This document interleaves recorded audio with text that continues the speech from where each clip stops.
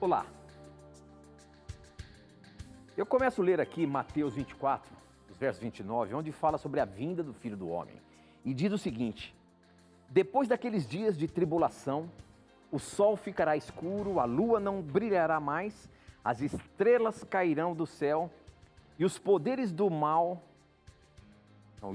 espaço serão abalados. Então o sinal do Filho do Homem aparecerá no céu. Todos os povos da terra chorarão e verão o Filho do Homem descendo nas nuvens, com poder e grande glória. O que está dizendo aqui é que logo depois da tribulação, Jesus aparece nas nuvens do céu.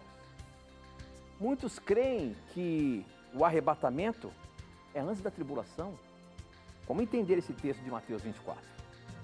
Esta e muitas outras questões você vai acompanhar agora, pois está no ar, Na Mira da Verdade.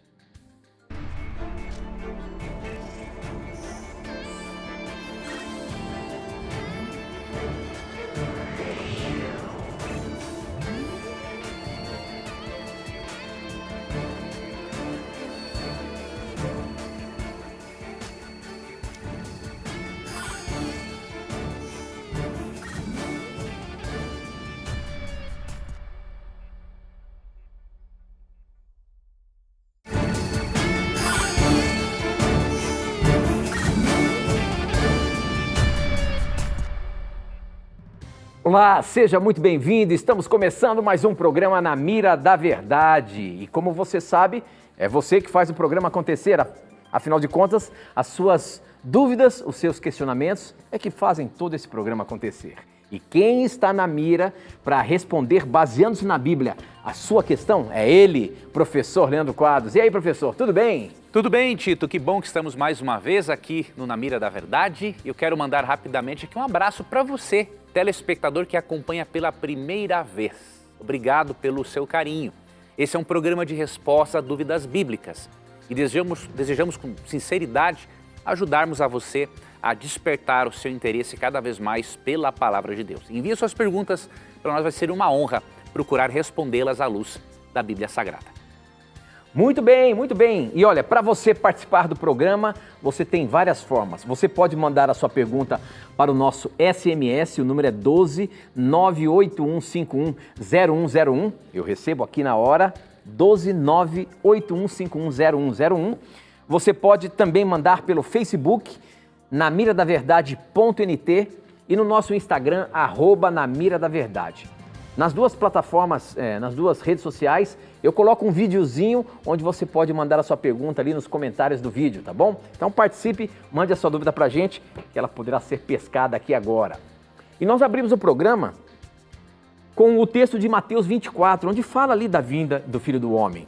Essa pergunta quem mandou pra gente foi no Instagram, a Vaninha, e ela perguntou o seguinte, ela é lá de Macaé, Rio de Janeiro, a Edivane, e ela diz o seguinte: eu gostaria de saber, segundo a Bíblia, em Mateus 24, os versos 29 até o 31, fala que depois da tribulação Jesus aparecerá nas nuvens. Isso quer dizer que a igreja estará no período da tribulação aqui na terra, quando Jesus aparecer no céu? Olha só, professor Leandro Quadros, você sabe que muitos pensam que a igreja será arrebatada, né, antes da tribulação. Como é que esse texto agora está dizendo que Jesus está voltando bem no momento da tribulação? Como é que é isso? Tito, essa é uma pergunta muito interessante porque muitos irmãos sinceros de outras igrejas, né, especialmente irmãos dispensacionalistas, eles creem realmente que a igreja será arrebatada secretamente para ser protegida durante a grande tribulação, que é um momento de perseguição final que haverá na terra pouco antes da volta de Cristo. Esses irmãos se baseiam, por exemplo, em Apocalipse 3, verso 10, onde é prometido que Deus vai guardar os seus filhos da tribulação que virá sobre a terra. Mas a pergunta que devemos fazer ao texto bíblico, tanto esse de Mateus 24 quanto de Apocalipse 3,10, é a seguinte: Deus vai guardar da tribulação na terra ou fora da terra? Para muitos irmãos sinceros, isso significa que eles estarão fora da terra, ou seja, a igreja terá sido arrebatada secretamente. Mas eu vou demonstrar aqui nesse contexto de Mateus 24 e com outro texto, que eu vou ler aqui de Apocalipse 7, 13 e 14, que não é assim. Que, na verdade, quando Apocalipse 3:10 promete uma proteção durante a tribulação, os justos ainda estarão na terra neste momento. Não haverá um arrebatamento secreto da igreja antes. Em primeiro lugar, aqui Mateus 24 fala da grande tribulação, que em primeira instância se refere à destruição de Jerusalém no ano 70 depois de Cristo. Então, aqui, a partir do versículo 15, em especial, até 21 ali, fala deste momento em que eles passariam por uma grande tribulação, que seria a destruição de Jerusalém no ano 70. Mas como o capítulo menciona também a volta de Cristo, ele também coloca esta grande tribulação como sendo um evento futuro ou escatológico, ensinando-nos o quê? Que assim como o povo de Deus foi duramente perseguido no ano 70 depois de Cristo, quando Roma invadiu definitivamente Jerusalém e subjugou os judeus, assim como Jerusalém foi destruída nesse período e sofreu grande perseguição, os filhos de Deus, pouco antes da volta de Cristo, passarão por uma grande tribulação. E ali Apocalipse 13 menciona este evento futuro. Será um momento, de acordo com Apocalipse 13, que os cristãos sofrerão um boicote econômico. Eles não vão poder comprar e nem vender se não tiverem o sinal, a marca da autoridade, do poder representado pela besta do Apocalipse. Este evento, esta grande tribulação, esta perseguição, este boicote econômico do capítulo 13 é descrito também em Apocalipse 16, 12 em diante, quando faz uma referência à batalha do Armagedon. E ali você percebe que os filhos de Deus continuam na terra. Tanto que, na visão que o apóstolo João teve destes filhos de Deus salvos, ele mostra no capítulo 7, 13 e 14 do Apocalipse, claramente, que eles não foram arrebatados da terra antes da tribulação, mas que eles venceram a grande tribulação pelo sangue do Cordeiro enquanto estavam na terra. Vamos ler? Um dos anciãos tomou a palavra dizendo: estes que se vestem de vestiduras brancas, quem são e de onde vieram? Respondi-lhe: meu senhor, tu o sabes. Ele então me disse: são estes os que vêm da grande tribulação. Olha aqui, eles passaram por este momento. Eles faziam parte ainda da história da terra durante este momento. Lavaram suas vestiduras e as alvejaram no sangue do Cordeiro. Razão porque se acham diante do trono de Deus e o servem de dia e de noite no seu santuário. E aquele que se assenta no trono estenderá sobre eles o seu tabernáculo. O texto claramente mostra que essas pessoas que foram preservadas da tribulação, prometida em Apocalipse 3, verso 10, elas estavam na terra durante este evento. Elas não tinham sido arrebatadas secretamente. Então esse é o ensino bíblico. E a conclusão a que o nosso telespectador chegou é correta. Primeiro ocorre a grande tribulação, depois a segunda vinda gloriosa de Cristo. E para finalizar, como que nós provamos que não há essa divisão entre arrebatamento secreto da igreja e segunda vinda gloriosa de Cristo? Lendo, por exemplo, 1 Tessalonicenses 4, 16 e 17. Ali é claríssima a sequência de eventos. Primeiro, vamos dos versos 13, a partir do verso 13 a 15, Jesus volta. Verso 16, a volta dele é anunciada ao som de trombeta. Como que vai ser um evento secreto se a volta de Cristo é acompanhada de som de trombeta? Não tem como tocar uma trombeta secretamente, não há nenhuma razão para isso. E juntamente com o toque de trombeta, os mortos são ressuscitados e os vivos são transformados. E aí no capítulo falam, verso 17, e seremos o quê? Arrebatados, ou seja, o arrebatamento ele é visível e é audível e não é separado da segunda vinda gloriosa de Cristo. Então eu digo com muito respeito a nossos irmãos que creem diferente, A Bíblia não ensina o arrebatamento secreto e não ensina que a igreja vai ser arrebatada da terra durante ou antes da grande tribulação. Todos estaremos aqui, até para testar, mostrar se a nossa fé realmente em Cristo é verdadeira ou não. Muito bom, muito bom. O programa está apenas começando. Mande a sua pergunta para a gente e vamos juntos aprender mais da Palavra de Deus. Aqui pelo SMS já tem uma pergunta também daquelas capciosas. Olha só como, deixa eu ver se tem um nome aqui, o Edivaldo, ele é de Atibaia e ele pergunta. Ele diz assim, ó, minhas perguntas nunca foram pescadas, pois hoje foi, Edivaldo, a sua pergunta está na mira. E ele diz, quem sabe hoje? Foi.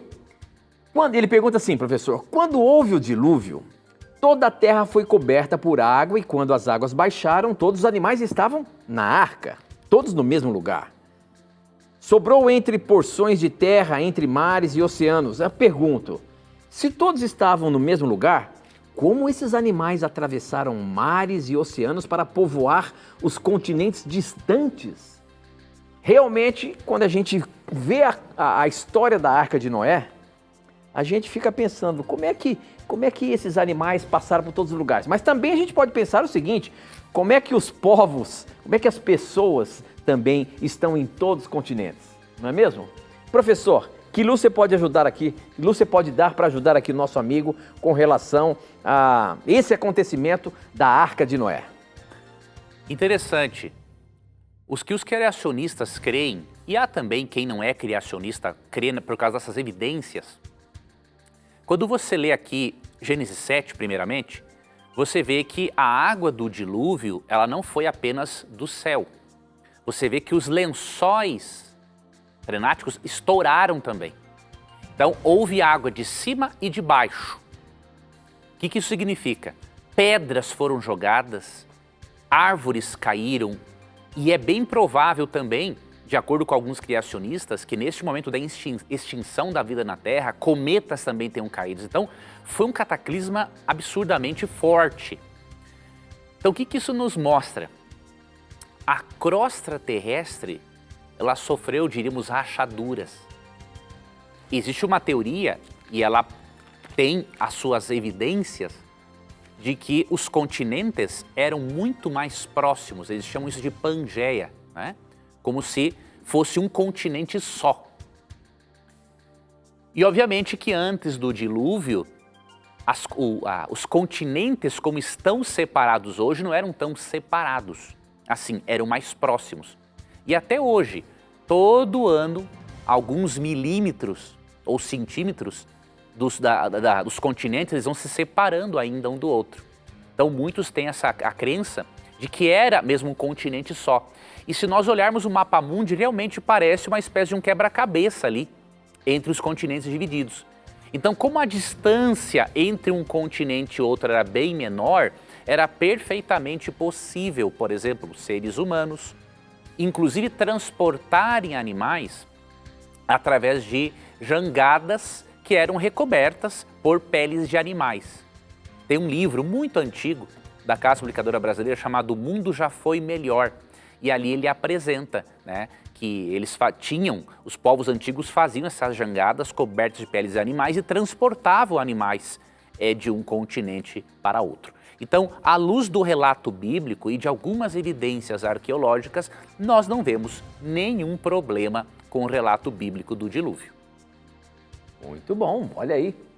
Mande a sua pergunta e ela vai estar na mira. Professor Leandro Quadros está respondendo todas as questões, mas a gente sempre tenta colocar aquela perguntinha mais complicada para ver como é que ele se sai. Olha essa que chegou aqui agora. Quem mandou foi o André Carvalho. Ele sempre participa aqui, eu acho que é ele. Vamos ver aqui a pergunta do André Carvalho.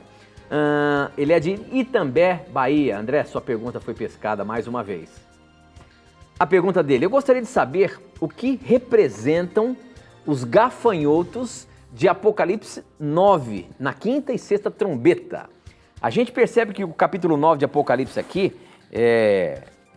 com bastante símbolos aqui, né? Porque fala da estrela que caiu do céu, fala dos gafanhotos, que eles não eram para comer as ervas, mas eram para atacar as pessoas. Como é que é isso, professor? Tem algum significado específico essa questão do capítulo 9 de Apocalipse? Olha, os gafanhotos no capítulo 9 são uma referência a uma das pragas, né, que caíram no Egito, quando nós lemos lá em Êxodo 10, 12 a 15. Esses animais, ele pegou essa referência lá de uma das pragas do Egito para mostrar agentes de destruição neste período. Não existe, diríamos assim, uma opinião, um consenso entre os especialistas sobre o significado dessa quinta trombeta do Apocalipse. No passado, e ainda há pessoas que creem assim, muitos viam esses gafanhotos como uma referência à grande expansão do maometanismo no mundo. Atualmente, há eruditos que creem que esta quinta trombeta significa a grande expansão do secularismo, do ateísmo, como um agente de destruição da fé na mente e no coração das pessoas. Tá? Nós vemos que essas trombetas, elas representam sim juízos de Deus ao longo da história, mas especialmente em relação à quinta, há outras possibilidades, mas no meio historicista, que é o método que nós usamos para interpretar, essas são as duas principais possibilidades. Então, o termo se refere a gafanhotos agentes de destruição e foi extraído lá de uma das pragas que Deus derramou sobre o Egito. Ok, muito bem. E olha só, nós estamos transmitindo também pelo Facebook. Você pode acompanhar e você pode também compartilhar o link do Facebook com outras pessoas também, para que elas também possam aprender mais da palavra de Deus. Então, mande a sua pergunta aí pelo Facebook. Olha só, a Zilda Ferreira, ela mandou aqui no Facebook, está participando, está assistindo e mandou a pergunta dela. Ela diz o seguinte: professor, se a pessoa aceitou Jesus, mas comete alguns pecados, depois sofre muito e morre, será que o seu sofrimento foi para pagar os seus pecados aqui mesmo? Se porventura ela pediu perdão antes de morrer, ela tem a chance da salvação? Essa pergunta é importante. Primeiramente, nunca veja o sofrimento como uma forma de pagar por pecados. Isso tem a ver com a chamada lei do karma, e isso é doutrina espírita, não é doutrina bíblica. Então, mesmo sem querer, você acabou misturando um ensinamento espírita com a doutrina bíblica. Biblicamente, o sofrimento, ele é o resultado de um mundo em rebelião contra Deus, ele afeta bons e maus e ele não apaga pecados. A doutrina de que o sofrimento paga pecados, ela não se harmoniza, por exemplo, com a doutrina da justificação pela fé. Olha o que diz, por exemplo, Efésios 2, 8 e 9. Porque pela graça sois salvos, mediante a fé. E isto não vem de vós, é dom de Deus. Olha, até a fé que nós recebemos é Deus que nos ajuda a desenvolver, a tê-la para recebermos a salvação. E não de obras para que ninguém se glorie. Então nada do que você faça, nenhum tipo de sofrimento que você enfrente vai tirar pecados de você. O que vai tirar os seus pecados, que vai garantir o seu perdão, é a sua confissão e a fé na justiça substitutiva de Cristo. Romanos 5:1, diz assim, justificados, o que é ser justificado? É ser declarado justo, não é? É ser perdoado. Então, justificados pela fé, não pelas obras, não pelo sofrimento, pela fé, temos paz com Deus. Então, a justificação é pela fé e nada mais. Agora, se a pessoa pecou, a Bíblia não ensina que o cristão deixará de ser um pecador. A Bíblia ensina que o cristão deixará de ser um pecadeiro. É diferente, né? Quando você aceita Cristo, você não é mais escravo do pecado. Você não é mais o pecadeiro, diríamos assim, que faz do pecado um estilo de vida. Mas você continua sendo um pecador. Leia 1 João 1,8 e 1 João 3, versos 9 e 10. Então, se a pessoa se arrependeu e confessou, como diz 1 João 9, todos os pecados foram perdoados. Além disso, Deus não julga ninguém por atos isolados. Leia Mateus 16, 27. Muito bem, muito bem. Nós temos que ir para o intervalo. Aproveite o intervalo, mande a sua pergunta. Não sai daí não, hein? A gente volta já já.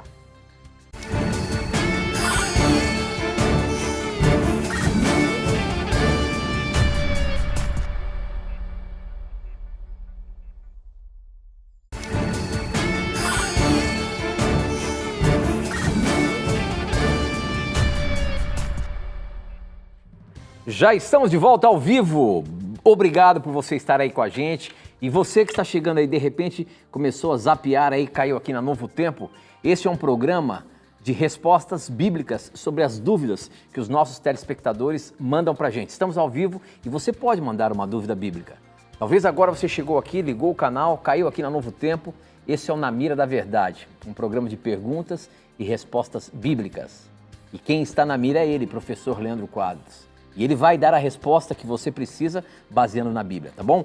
Você pode mandar pelo nosso SMS, o número é 12 981510101. Eu recebo aqui na hora. E nas nossas redes sociais, Facebook, namiradaverdade.nt e Instagram, @namiradaverdade. Essa que chegou pelo SMS, quem mandou foi o Bruno de Mojimirim. Obrigado, Bruno, pela sua participação. E a pergunta dele é a seguinte.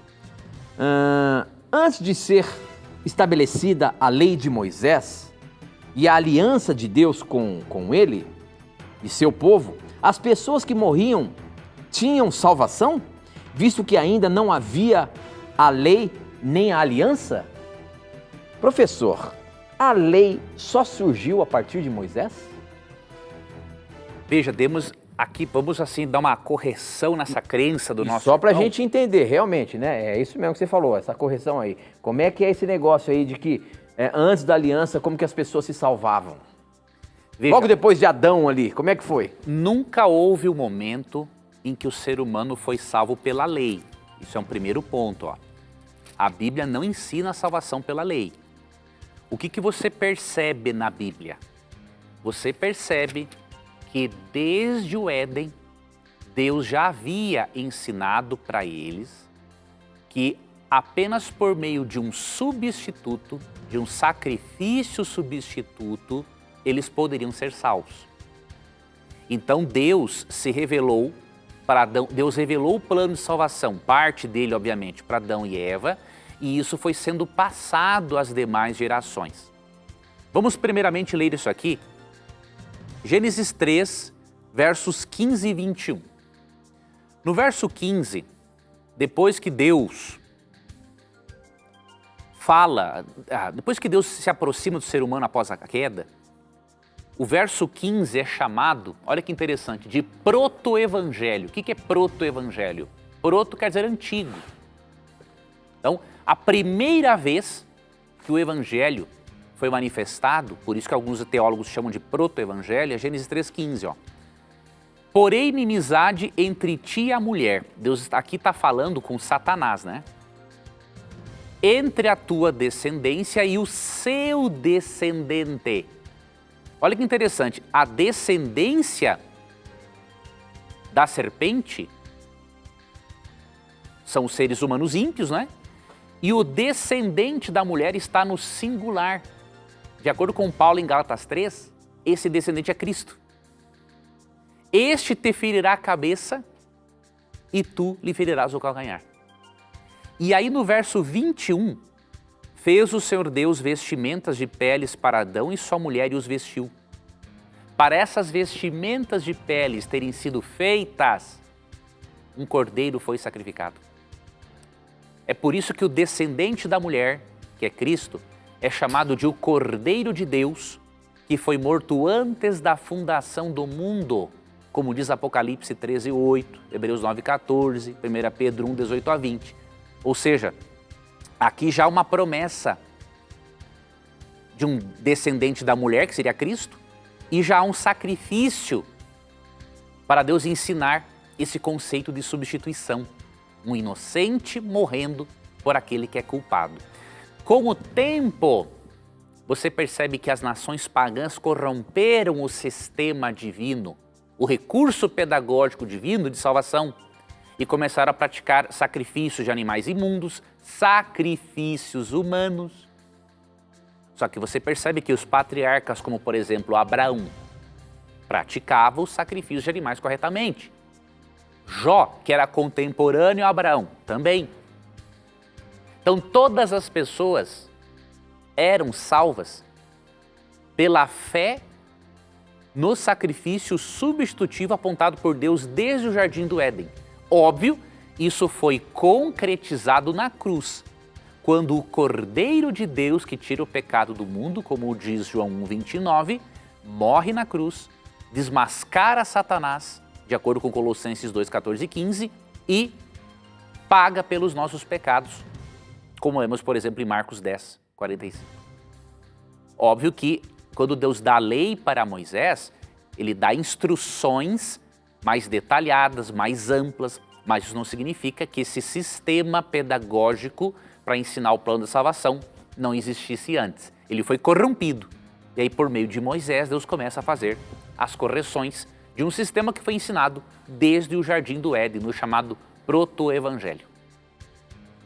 Muito bem, professor. Olha só, pessoal ligadinho com a gente aqui no Facebook. Obrigado pela sua participação. Muita gente acompanhando aqui, mandando abraço, dizendo que o programa tem sido valioso para cada uma das pessoas. Obrigado pela participação de vocês. Tem uma pergunta aqui, deixa eu ver aqui, como que é o nome? É Vlad Noal, é isso? O nome que está aqui no Facebook é Vlad. A pergunta dele é a seguinte, olha só como ele pergunta. Onde na Bíblia Jesus Cristo, ou um só de seus discípulos, mandou guardar o sábado e pagar dízimo? E aí, professor? Vamos ajudar o Vlad? Vamos lá. Veja bem, meu irmão. Em primeiro lugar, você não deveria fazer essa dicotomia entre Antigo e Novo Testamento. Essa divisão, ela só vai prejudicar a sua compreensão do plano de salvação e da verdade. Vou te dar um exemplo. Quando Paulo disse em 2 Timóteo 3,16 que toda a Escritura é inspirada por Deus e útil para o ensino, para a correção e para a educação na justiça. Qual é que era a Bíblia de Paulo neste momento? Pense, o Antigo Testamento. Quando Paulo escreve suas cartas, qual é a base doutrinária e teológica de Paulo? O Antigo Testamento.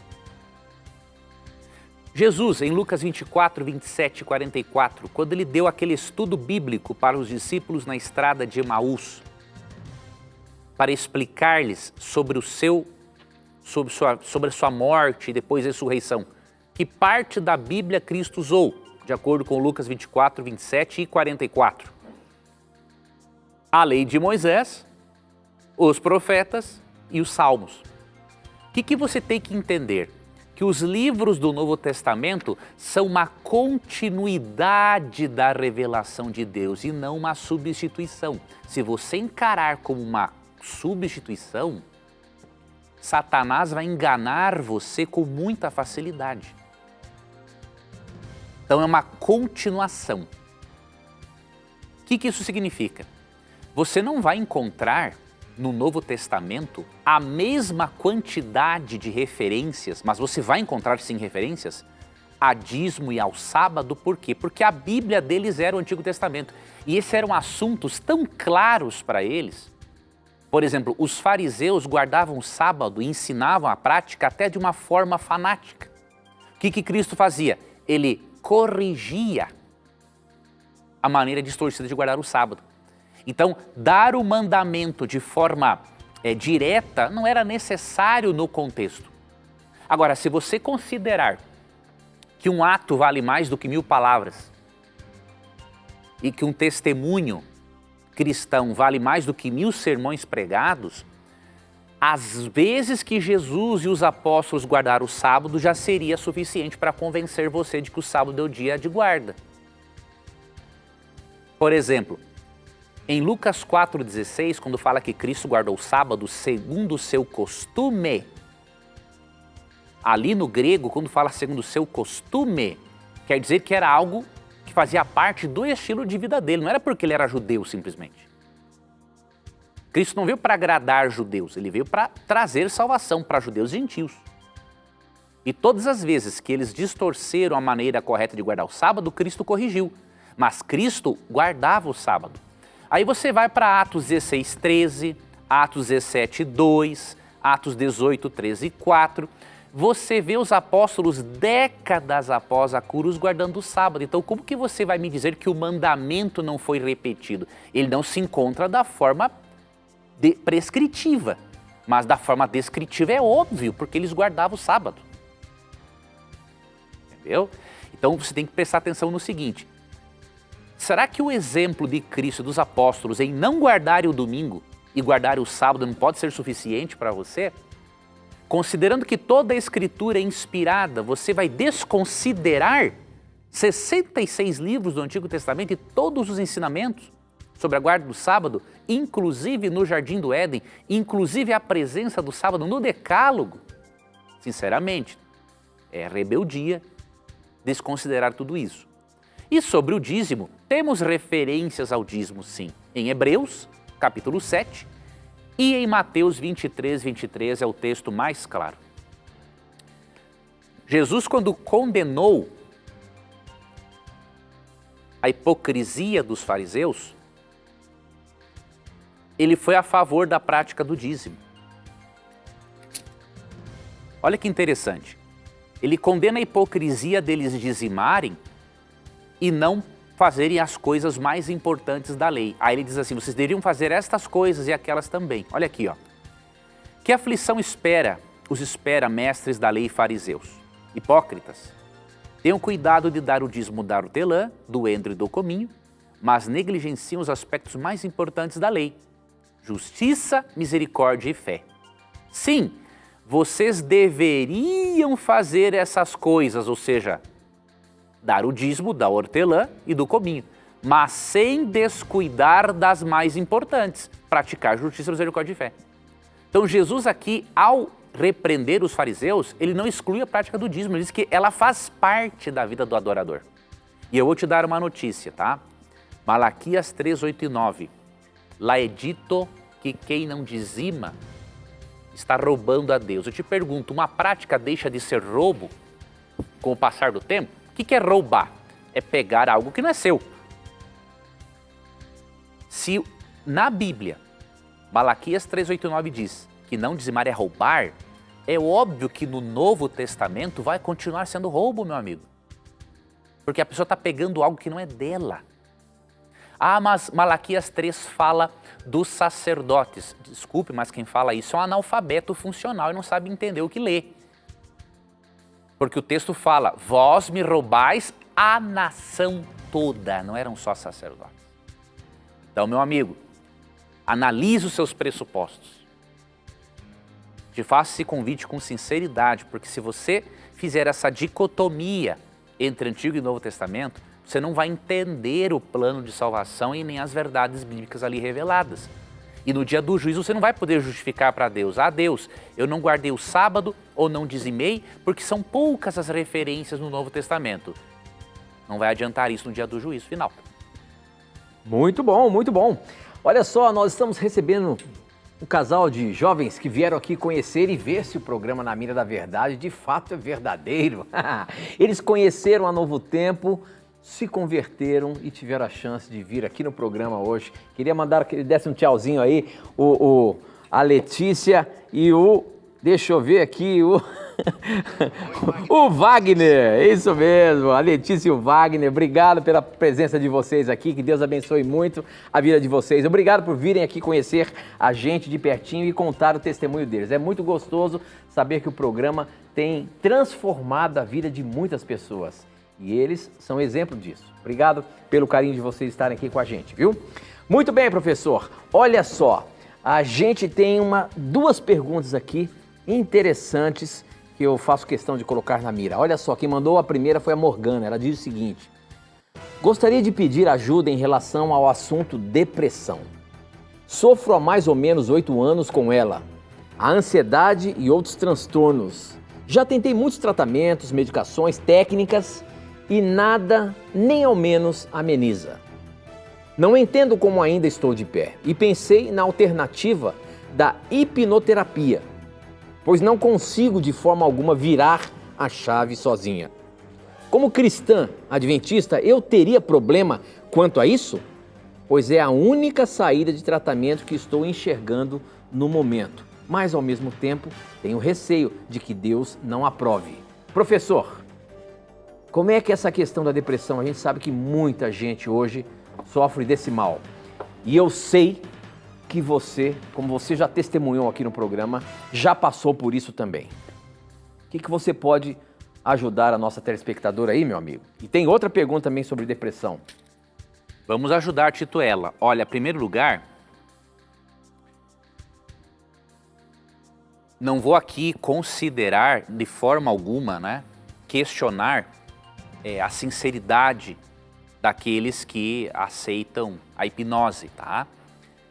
Mas nós não cremos que se trate de um procedimento que tem a ver com princípios cristãos. Tá? Eu vou aqui dar para você uma referência, eu não vou abordar esse assunto agora, tá? Eu quero te dar umas dicas sobre o seu tratamento. Eu vou recomendar a você a leitura de um capítulo,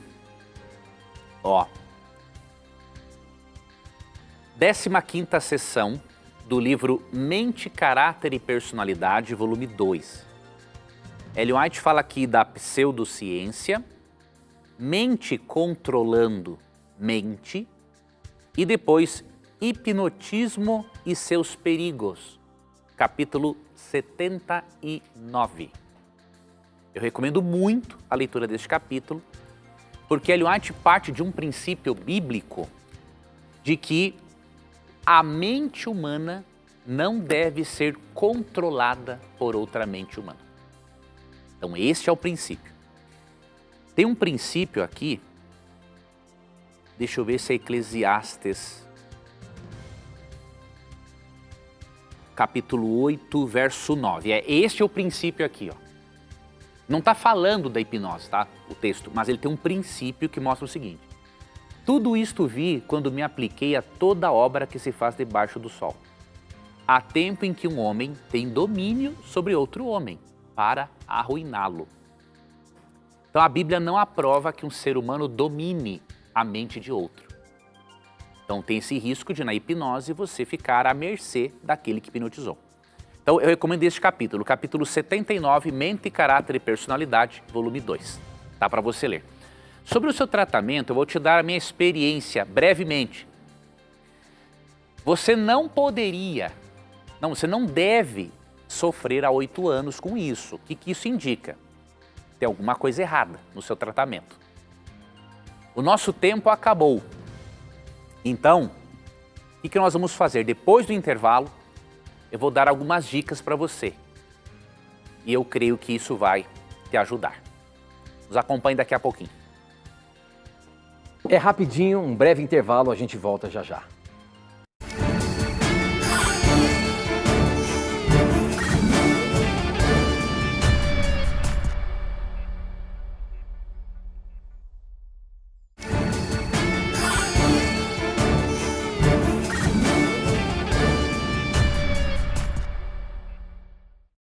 Veja bem, eu estou aqui olhando mais alguns capítulos para você, para te ajudar em relação à depressão. Este capítulo aqui, eu vou mostrar o livro novamente. Quem me indicou uma vez este capítulo foi o Dr. César Vasconcelos, há vários anos. É o capítulo 72 do livro Mente, Caráter e Personalidade, volume 2. O título é esse aqui, Hábitos de Pensamento. Você precisa participar de um processo psicoterapêutico que ajude você a mudar padrões de pensamentos doentios. Lógico que há casos em que a medicação também será necessária. Mas veja, se você está há 8 anos tomando medicação e não tem melhora e fazendo terapia, é que a abordagem não está certa. Então o que eu vou recomendar para você? Você vai fazer uma oração a Deus, vai ler esse capítulo aqui, 72 Hábitos do Pensamento.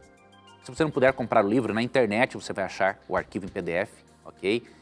Lê este capítulo, começa a trabalhar os pensamentos dentro das suas possibilidades, sem cobranças. E eu sugiro que você busque uma alternativa de um tratamento contra o profissional, não tem jeito, não pode ficar todo esse tempo assim. Óbvio que às vezes algumas recaídas durante o tratamento, isso faz parte do processo de recuperação. Mas se você está há 8 anos assim, também tem que fazer uma outra análise.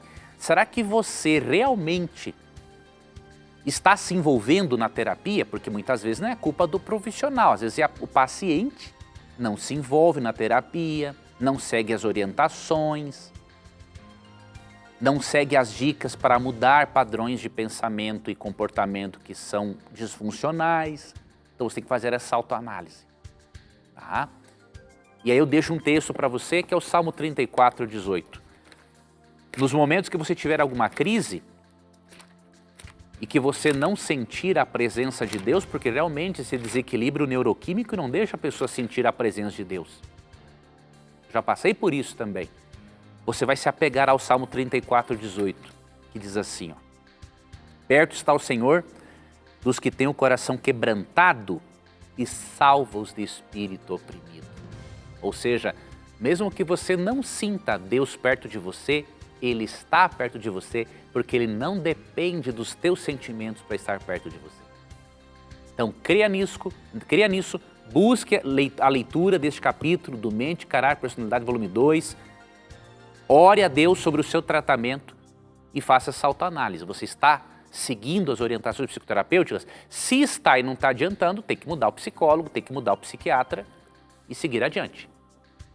Olha só, muito bem. Esse é um assunto dos nossos dias. E tem mais uma questão que chegou aqui. Essa quem mandou foi a Belle, ela diz o seguinte: tenho problemas de depressão.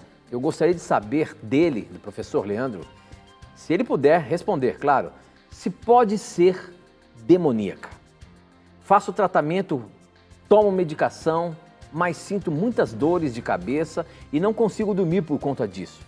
Tenho medo de ser na parte espiritual e gostaria de uma explicação mais profunda, se ele puder me responder. Agradeço. Se a minha pergunta for pescada, a sua pergunta foi pescada, Belle. A questão da depressão, ela pode ser alguma coisa espiritual, alguma coisa demoníaca, professor? Não, a pessoa tem que tirar da cabeça isso, ó. Se você crer... Mas você sabe que muita gente fala isso, professor. Fala, é ignorância, em muitas igrejas evangélicas, em outras igrejas aí, às vezes acabam fazendo essa relação, alguma possessão demoníaca. É um perigo. Como é que é isso? É um perigo, Tito, isso porque a pessoa que está com depressão, ela vai receber uma carga a mais na vida dela totalmente desnecessária. Óbvio que num processo de cura de qualquer doença, inclusive emocional, tem que haver um trabalho tem que trabalhar-se todos os aspectos do ser, o físico, o mental e o espiritual, disso não há dúvidas. Mas dizer que a depressão tem uma origem demoníaca, isso aí é uma aberração, ok?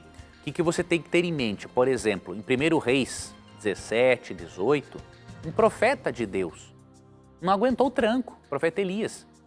E ele teve vários sintomas depressivos nesses capítulos. E em nenhum momento Deus falou que ele estava possesso, que ele não tinha fé. Não. Deus trabalhou com ele de outras formas. Você pode ler 1 Reis 17, 1 Reis 18, tá? Então o que você tem que fazer? As dicas que eu dei antes para outra telespectadora cabem para você também. Tem que ver se esse seu medicamento está devidamente ajustado, aí você tem que conversar com o seu psiquiatra. Tem que ver também se você está tomando água o suficiente. Sabe, 1 Tessalonicenses 5, 23 e 24, diz que a mente, o corpo e a espiritualidade devem ser trabalhados até a volta de Cristo. Olha que insight interessante. A natureza humana ela é integral, ela é holística. Então, para você tratar a depressão, tem que ter a psicoterapia, a medicação, mas você tem que usar também os 8 remédios naturais de Deus. Vou pegar aqui para você um livro vou te indicar também este livro, Conselhos sobre Saúde. Outro livro de Ellen White, que escreve de forma maravilhosa sobre esse assunto. Veja, ela fala aqui neste livro dos remédios naturais de Deus. Né? Ela fala exercício físico, ar puro, luz solar, respiração profunda, alimentação saudável, confiança no poder de Deus, temperança.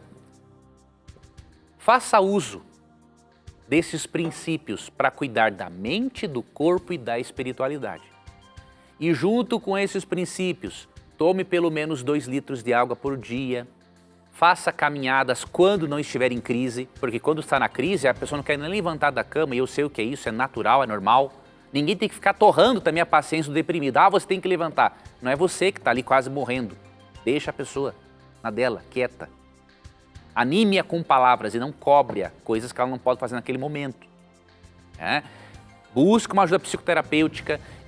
Das abordagens terapêuticas que eu já fiz e que me fizeram muito bem, terapia cognitivo-comportamental, EMDR, essas abordagens em que você aprende também a lidar com pensamentos disfuncionais. O método psicoterapêutico que o psicólogo só ouve e eu falo, para mim não adiantou nada. Então, eu te dou essas dicas. Leia sobre isso, avalie o seu tratamento e, repito, se a medicação não está sendo ajustada após várias consultas, se o método psicoterapêutico não está ajudando, tem que trocar de profissional, porque a doença tem cura. Professor, eu queria aproveitar e indicar para o nosso telespectador um guia de estudos muito interessante aqui da Novo Tempo. Essa que tenho aqui nas minhas mãos, Revista Esperança, essa aqui ainda não está atualizada, mas já é todos os guias de estudos. Essa aqui, ó, Sentimentos, a ciência do existir. Essa revista é Nesse muito boa. guia de estudos, você vai sanar muitas dúvidas, de acordo com a palavra de Deus, sobre essas questões emocionais. Você pode ter esse guia de estudo agora. Agora não, né? Você pode pedir agora. Basta você ligar para a gente. 0 operadora 12 2127 3121. Nós temos uma equipe grande ali pronta para atender a sua ligação, fazer o seu cadastro e mandar para você. Então, esse guia de estudos Sentimentos vai ajudar muito você ou alguém que você conhece que está sofrendo com esse mal dos nossos dias, depressão, ansiedade e muitos outros problemas emocionais. Peça agora mesmo, com certeza você vai ajudar a muitos ou quem sabe a você mesmo, tá bom? Professor, tem outra questão aqui que é polêmica, que volta e meia ela aparece aqui no Na Mira da Verdade. Deixa eu ver se tem o nome da pessoa que mandou aqui pelo SMS. Não tem, ele só quer explicações. Eu queria que você me explicasse Provérbios 31, versos 6 e 7. Vamos ler aqui Provérbios para o telespectador saber o que está querendo dizer. As bebidas alcoólicas são para os que estão morrendo, para os que estão na miséria. Que eles bebam e esqueçam que são pobres e infelizes. Professor Leandro Quadros, que história é essa? A Bíblia sugerindo que pessoas tomem bebidas alcoólicas? Será que a Bíblia está ensinando que Provérbios é bom afogar 31, as mágoas? ai. Afogar as mágoas e a tristeza na bebida? Como é que é Será isso? que a Bíblia ensinaria uma aberração dessas, né? Mas está escrito aqui na Bíblia, rapaz, como é que é? Vamos analisar o contexto do verso. Por isso Quero ver. que ler versos isolados é um perigo. Aqui nesse contexto, você percebe primeiramente que este capítulo são conselhos de uma rainha-mãe a um rei, chamado rei Lemuel. E quando nós lemos os versos iniciais, nós percebemos que é o contrário. Ela está ensinando que um rei não deve beber em hipótese alguma, porque, obviamente, o entorpecimento do álcool vai atrapalhá-lo de fazer justiça. Eu vou ler e aí eu vou explicar para você os versos 6 e 7. Palavras do rei Lemuel de Massá, as quais lhe ensinou sua mãe. Que te direi, filho meu? ó filho do meu ventre? Que te direi, ó filho dos meus votos? Verso 4. No verso 3, ela o ensina a não ser polígamo. No verso 4, não é próprio dos reis, ó Lemuel, não é próprio dos reis beber vinho, nem dos príncipes desejar bebida forte. Agora ela vai dar a razão no verso 5. Para que não bebam e esqueçam da lei e pervertam o direito de todos aflitos. Então, primeiro ponto, ela está ensinando, na verdade, que ele, na função na qual ele estava, para ele não perverter a justiça e o direito, ele não deveria beber. Quando ela fala nos versos 6 e 7 para dar bebida forte aos que perecem e vinham aos amargurados de espírito, está se referindo, de acordo com Adam Clarke, um comentarista, ela está se referindo à prática de dar bebida alcoólica com ervas narcóticas para amenizar o sofrimento daquele que seria apedrejado. Então o que ela está dizendo? Você, meu filho, não beba para não perverter a justiça. Se alguém tiver que beber, é este que está condenado à pena de morte. Então esta bebida vai ajudar ali, que era misturada com ervas narcóticas, a amenizar o sofrimento desse indivíduo.